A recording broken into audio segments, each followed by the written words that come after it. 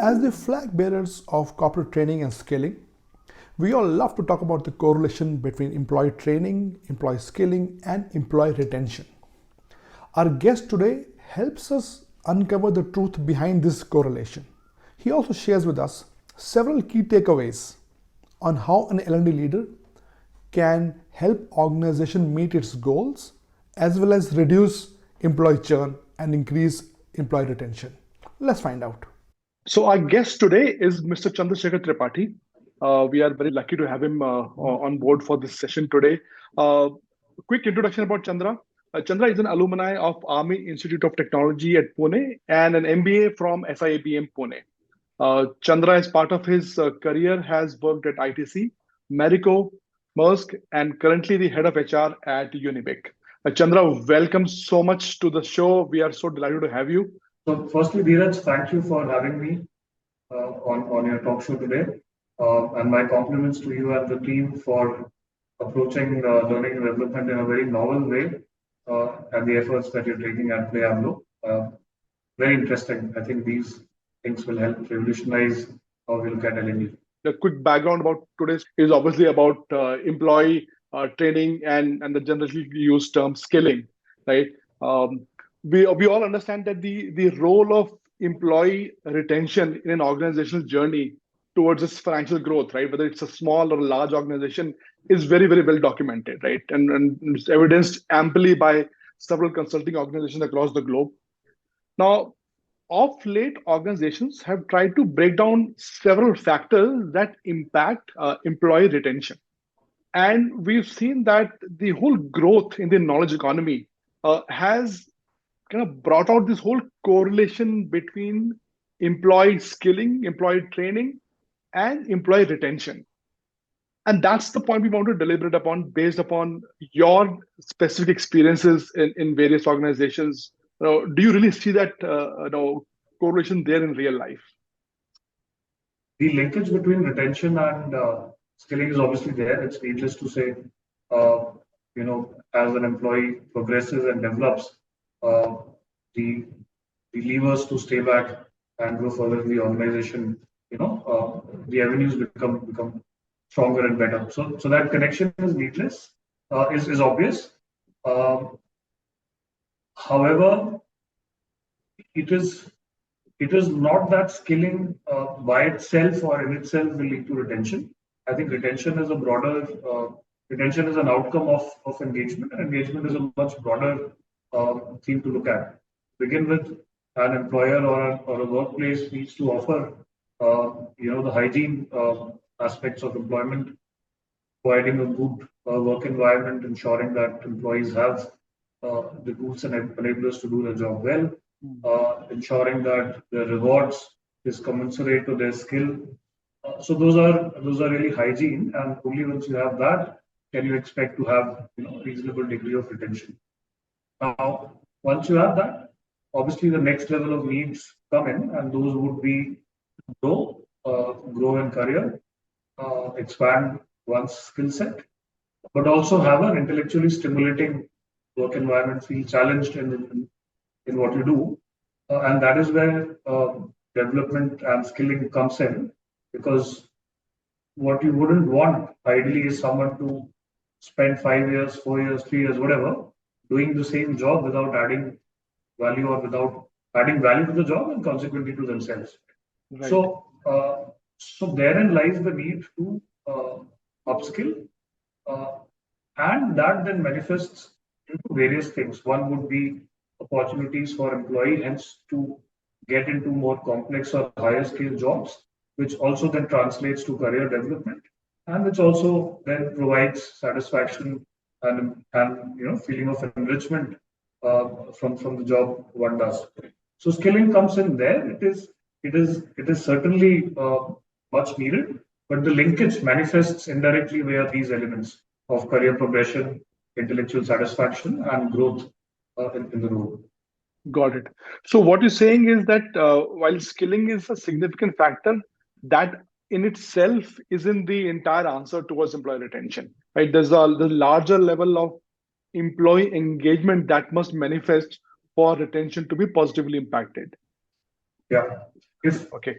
I as an employee am not happy about something else, Huh. then to be told that I would get a chance to develop a certain competency may not in itself be a lever for me to stay back or to be engaged. It has to transform into one of those levers of engagement, which it naturally does. Right, right. Have you seen that actually happening in real world? Because there's always a lure of somebody paying you an extra dollar, and then kind of you wanted to look for a different role. Uh, what has been your experience specifically there? It has been a bit mixed. And the reason I say mixed is that, again, uh, development and skilling does not work for everyone. Hmm. I think for an organization, for a leader, for a team head or a function head, it's important to identify where his or her team stands, what are the Hmm. levers to build an employee's engagement. Hmm. There would be certain people who are ambitious. There would be certain people who have a natural ability to hence grow, and Hmm. for them, you would certainly you know have an impact if there is a development plan that's put into place and if it's executed well. And the Right. impact simply would be, then you can provide a path, you can commit XYZ Uh, in terms of their growth. But uh, that lever may be missing in someone else who may be at a different life stage, or maybe in a different context, or maybe from a different, hmm. I would say, skill segment also, right? For instance, Right, yeah, right. I would approach development for someone who might be in a transactional role or a front end role, Uh, where you would find attrition are very high and people typically rotate within the industry. For them, I would approach skilling very differently. And uh, let's say someone at a mid management level, and even at a mid management level, I'll have to be conscious of saying which employee has the ambition and the raw competence to scale up, and then I right. would there in those cases most certainly, it would be a very natural uh, intervention to have a sharp development plan and implement it for those people to stay back because you want to Uh, provide those avenues. It doesn't hmm. work universally for everyone. I cannot again, as a leader, you know, go and pitch Make a blanket learning and statement. development as a calendarized activity that will bring my attention to to industry level or improve it significantly. Uh, It right, cannot. right. It has to be a customized solution, and one has to know their employees very well to know where Uh, it would work and where it wouldn't. And uh, again, I'll go back to my first answer. It has to address certain fundamental needs of employees and also business uh, for it to be effective. yeah, I think that's the thing hitting me on the head, and this is the sentiment we've seen in a lot of our conversations that we have with leaders in the HR space. That obviously the organizational in itself has a lot of training needs that will help the org move forward in a specific direction. But an employee may or may not always align with every single one of those skills in terms of what he or she is imagining their career path to be. So that's the piece that we need to kind of do a balance on, right? Right. Look at where the company is headed towards, and look at if they can be complement it can complement what the employee wants to do, and kind of find some sort of a juxtaposition there. I think that's beautifully put. Thanks. That's just brilliant. Okay, I have a follow-up question on that. Right now, about the investments, right? That obviously, right? I mean, you can't skill just because you want to skill or you want to train your employees, right? What we've seen is that most organizations see L&D as a discretionary spend. That's been a traditional mindset. कि आपके पैसे होंगे then we'll invest, otherwise we'll hold back, right? But we have enough evidences, examples wherein, and this happens typically with industrial leaders, that you continuously invest in that and you see a very positive impact on your top line, and we can draw various correlations and determinations from there, right? uh, have you ever been part of such conversations wherein you had to speak to leadership and maybe go against the tide, or maybe at least diagonally against the tide, that it is not a quick fix decisionary, let's get it out, right? We'll look at it 12 months later. uh, have you ever gone through that experience? I mean, no, I'd love to hear that. and how to deal with it. Sure, It may not have gone positive, but I'd love to hear how did it go. sure.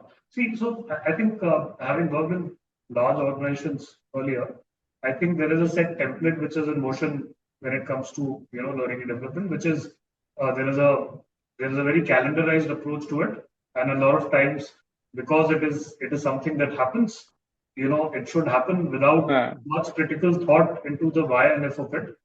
uh, So as the year ends and HR would do its budgeting, you would uh, pick up the calendar from last year and tweak it a uh, little, optimize a little, yeah. and you'll do a base budgeting. You'll say, I'll add 5%, 10%, whatever Uh, my budget permits. If the year is tough, you would get a mandate to scale it back by 20%, 30%, correct. then you chop off, right? So that's the default approach. And I think I'm not being cynical of that. It's a very efficient approach, but it happens because you know the organization has gotten certain scale, it's efficient, and that's how things have naturally progressed. But what it lacks is again critical thought and the opportunity to reinvent or ask the question in terms of what's truly needed for my business this year. It gets missed in that calendarized approach. And that is also where it's very difficult to justify the cost. See, the year is again, if the business is good, the sentiment is positive, you will get the budget approval, at 5% plus minus, maybe that's not an issue. Hmm. If the year, but if it's a big ticket item that you're doing, then you'll have to go and justify, and sort of fight tooth and nail. But again, that is assuming that HR as the custodian of L&D is at odds with finance or leadership as custodian of capital, right? Yeah. The answer lies in a question wherein if the problem can be presented saying that the two are linked and you'll get a significant ROI higher than the cost of capital, then it's a Right. no-brainer. Right? So the question is, how do you present an intervention to be net return positive on the capital that's Right. That's where the trick is, because it's not easy. You can have different theoretical constructs, you can have Kirkpatrick model and this and that, Yeah. but it's Yeah. very, very difficult to articulate and measure the benefits, especially in the current running year. And I think that is where the resourcefulness of the L&D head or L&D custodian needs to come in, where they need to have sharp metrics to measure the outcome. More importantly, have interventions that actually impact or solve business needs. So I think the first step, hence, is to not be very passionate about having a program of L&D, but to be passionate about asking your partners, what is your people competence problem that you need to be solved? Once you get the what of it, and it could be translated into competency problem, it could be translated into a skill problem. But once you have a what of it, those barriers will themselves go away, because you're committing a solution to a business leader, and he himself or she himself would then be interested to fund that. Right? So Right.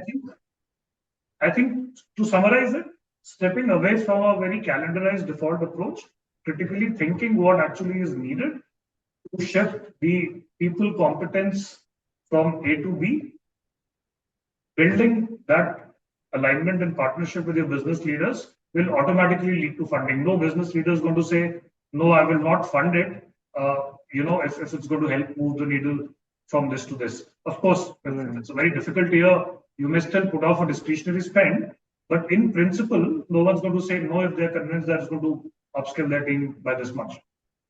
Got it.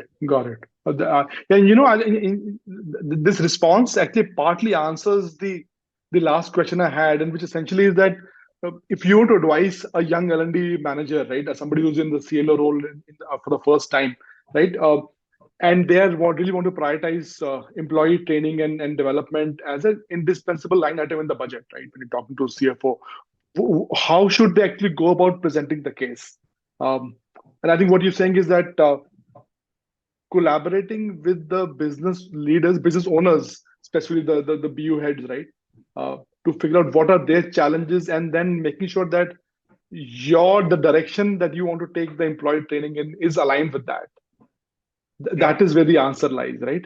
Absolutely. I think as an L&D leader, one should not look at last year's calendar to begin with at all. One should have a zero up conversation with each stakeholder and then see where it goes. The peril of doing what you've done earlier is where the value gets lost in my view. That is brilliant. Yeah. Do not look at last year's calendar. I think that's a very powerful statement. And I think you're right. I mean, most people do begin there, right? Chalo uthate hain. Let's pick up what was there last year and see what all touch-ups we can do, what all we can cut, and okay, here is my L&D plan for next year. With unfortunately very little tie-up to what the business demand, because every year is different, right? Whether you're a small or large organization. Fantastic. Yeah. Chandra, this has been absolutely brilliant, right? I know before I wrap up, I want to quickly summarize, make sure that I got the three key points from this discussion out, right? So I think the first point that you made, I think is very powerful, is that skilling is in itself will not guarantee employee retention, skilling and training, right? It's one of the several factors that we need to look at that improve the employee engagement. Essentially, employee engagement is something that will hold your workforce together as opposed to only training, right? So that was there. The second point you made was when building the L&D calendar for next year, do not just copy paste your last year's calendar. That is, while it is a preferred approach by most, if not all organizations, that is the wrong approach. The approach to do is align with your business leaders or BU heads to figure out what are the competency needs for the staff and build a calendar to support those needs as opposed to just saying, okay, I am a L&D leader, I have to run some programs and here they are. So maybe Dheeraj, I wouldn't pass a judgment and I wouldn't say that's wrong, but okay.